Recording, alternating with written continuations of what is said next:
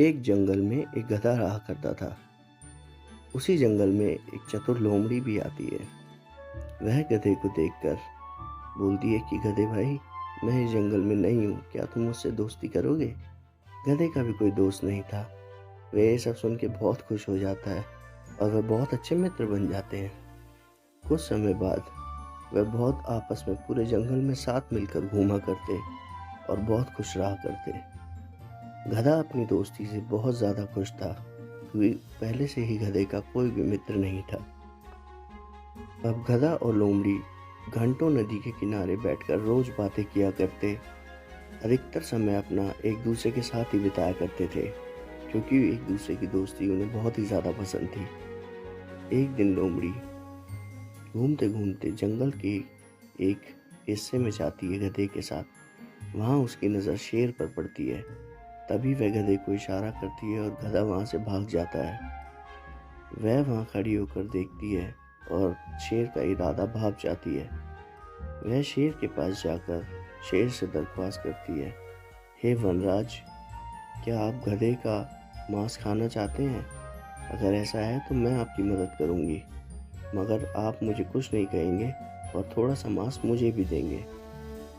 इसके बाद वह जंगल में एक जगह गधे को बातों में लगा कर ले जाती है और गधा गड्ढे में गिर जाता है।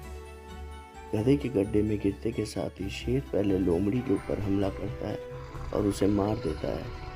लोमड़ी को मारने के बाद शेर गधे के ऊपर भी हमला करता है और गधे को भी मार देता है। इससे लोमड़ी और गधा दोनों मर जाते हैं और शेर का पेट भर जाता है। इस कहानी से हमें यह सीखने को मिलता है कि कभी भी दोस्त के साथ गद्दारी नहीं करनी चाहिए क्योंकि गद्दारी का परिणाम हमेशा बुरा होता है। Please subscribe to the channel. Thank you. बहुत समय पहले की बात है। एक जंगल में एक तोता माँ अपने दो बच्चों के साथ रहा करती थी। वह बहुत ही खुश रहते, लेकिन एक दिन उनकी खुशी को नज़र लग गई। जब उन्होंने नीचे झांक कर देखा, एक आदमी पेड़ काट रहा था। तभी तोता माँ के बच्चे बोलते हैं कि माँ, आप उनसे जाकर रिक्वेस्ट करो कि हमारा घर न उजाड़ें, वरना हम कहाँ रहेंगे। ये सोचकर तोता माँ नीचे बात करने जाती। तोता माँ लकड़हारे से पेड़ ना काटने की रिक्वेस्ट करती है, मगर लकड़हारा बोलता है मुझे घर बनाने के लिए लकड़ी चाहिए, और वह उसको मना करके भगा देता है और वो रोती हुई वापस आती है। तोता माँ के बच्चे छोटे होने के कारण ज़्यादा नहीं उड़ सकते थे, इसलिए वह उन्हें छोड़कर नए घर की तलाश में जाती है। तभी वह एक बड़े फलदार पेड़ के पास रुकती है और उनसे पूछती है, क्या मैं आपके यहाँ घोंसला बना सकती हूँ? तो फलदार पेड़ तोते को मना कर देता है और वह उदास मन लेके आगे की तरफ बढ़ जाती है। और बड़ा पेड़ कहता है कि आगे एक छोटा पेड़ होगा, जाकर उस पर घोंसला बना लो। यह सुनकर बहुत ही अचंभव में होती है तोता माँ। आगे चलने पर तोता माँ को एक पेड़ दिखाई देता है। वह उस पेड़ से जाके पूछती है, पेड़ भाई, क्या मैं आपके ऊपर घोंसला बना सकती हूँ अपने बच्चों के साथ? तो पेड़ कहता है, बिल्कुल, छोटे बच्चों की मधुर आवाज़ सुनने में मज़ा आएगा मुझे। तोता माँ जाकर अपने बच्चों को ले आती है और छोटे पेड़ पर आकर रहने लगती है और खाने की तलाश में जंगल की तरफ निकल जाती है। कुछ समय बाद जब तोता माँ वापस लौट रही होती तो जंगल किनारे शहर के पास से अपने बच्चों के लिए एक रोटी लेकर आती है। उसे देखकर बच्चे बहुत ही ज़्यादा खुश होते हैं कि वाह, आज तो माँ हमारे लिए रोटी लाई है।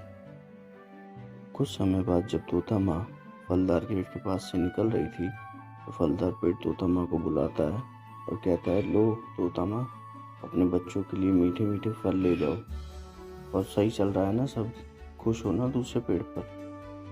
इन सब का जवाब देके तोता माँ फल लेकर आश्चर्य के साथ अपने बच्चों की तरफ उड़ जाती है।